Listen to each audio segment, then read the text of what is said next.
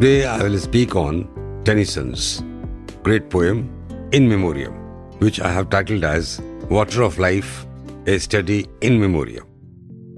Tennyson spoke of In Memoriam as a way of the soul. The value of the poem, however, is not in this philosophic afterthought, but in its lyrical and meditative record of changing moods.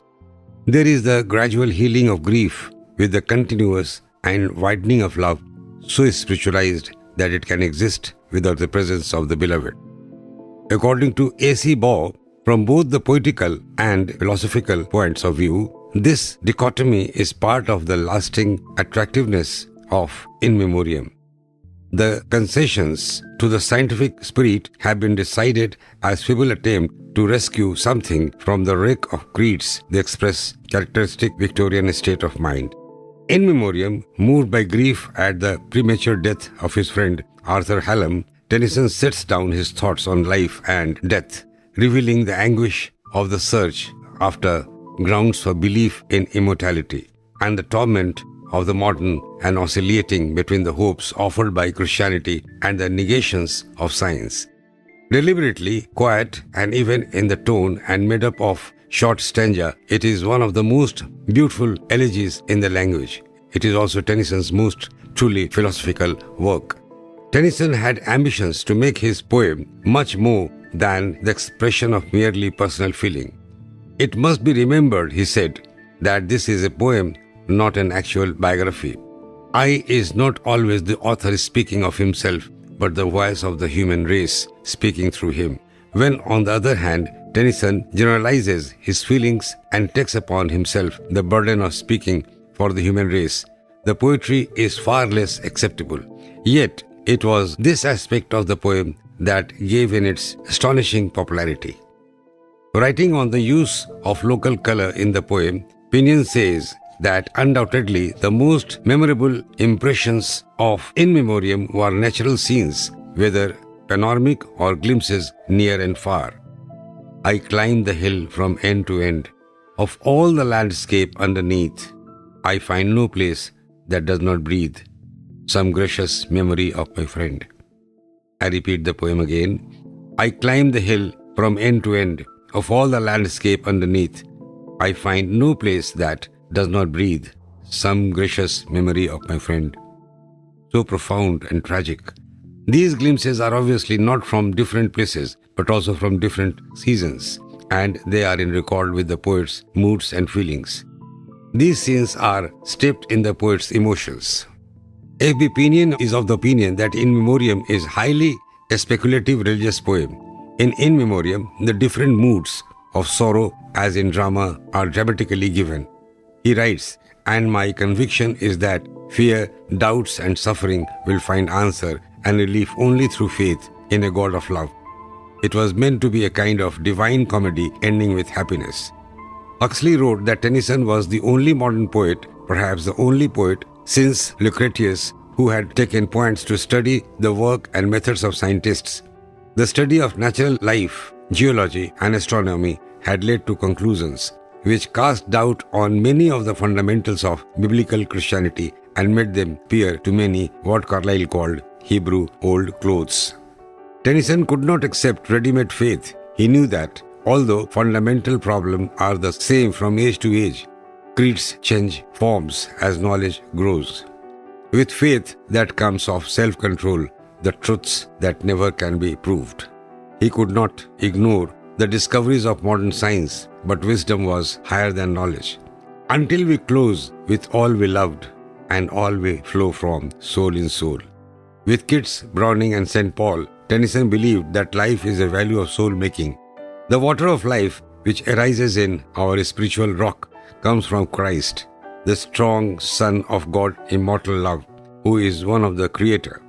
It flows through our deeds and makes them pure if only we submit to it. His will, for our will is free, whatever the evil in man or nature. Tennyson trusts that all will turn to good and every winter change to spring. Tennyson's greater faith is in immortality, and this again is evolutionary in conception. According to Tennyson, man is a spiritual being and will not die. Tennyson holds on to his dream of perfection, commanded by love, which is God's effluence and will redeem mankind on earth, and which lifts our hearts to Him, from whom we come and into whom eventually we shall return. Tennyson's poetry is not as rich in illustrative imagery as Shakespeare's, but his metaphors are striking and appropriate. As for example, Shaken from Frost by Grief is perhaps best of all the conclusions when Tennyson slips the thoughts of life and death. And all the breeze of fancy blows, and every dew drops paints a bow. The wizard lightnings deeply grow. And every thought breaks out a rose. Like Virgil, Tennyson is the landscape lover with admirable choice and economy of word. He flashes pictures. He is indeed the painter's hand, and he is at his best with what is familiar to him. In Memoriam is a highly religious superlative poem. In Memoriam is the only one great English personal elegy outside the pastoral tradition of Lycidas, Adonais and Thyrsis. Nor did Tennyson take refuge to facile Platonics. He could not ignore contemporary science. Anything contributing to the spread of truth had to be considered. His faith was in the evolution of race and of the individual soul on earth and after death. He experienced the fundamental truth of experience and presented an enlightened optimism with a tremendous impact on Victorian age.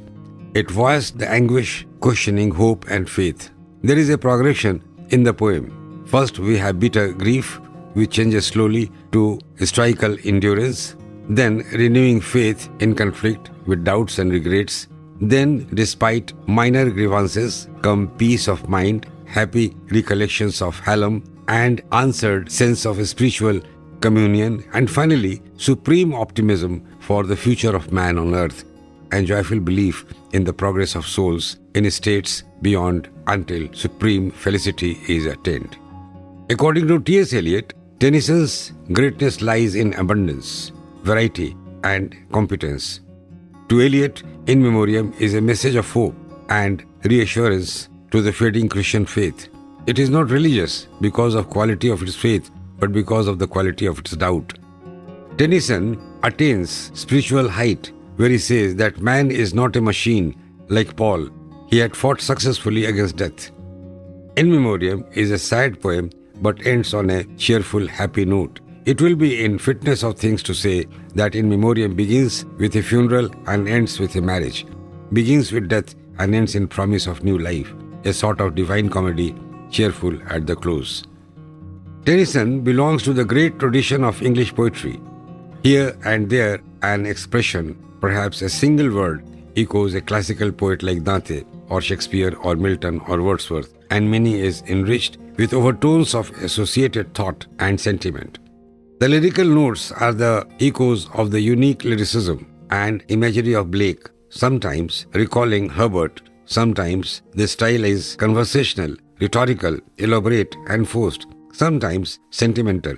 With admirable choice and economy of words, he flashes pictures. His is indeed a painter's hand. The poem creates general and lasting impression upon the readers. Tennyson does not accept the view that man is a machine driven by electricity, generated by the brain or body endowed with knowledge. If science can prove this rationality, he will have none of it. He was born to other things. Tennyson is only a minor Virgil. He is also with Virgil as Dante saw him, a Virgil among the shades, the saddest of all English poets, among the great in limbo, the most instinctive rebel against a society in which he was the most conformist. Thank you.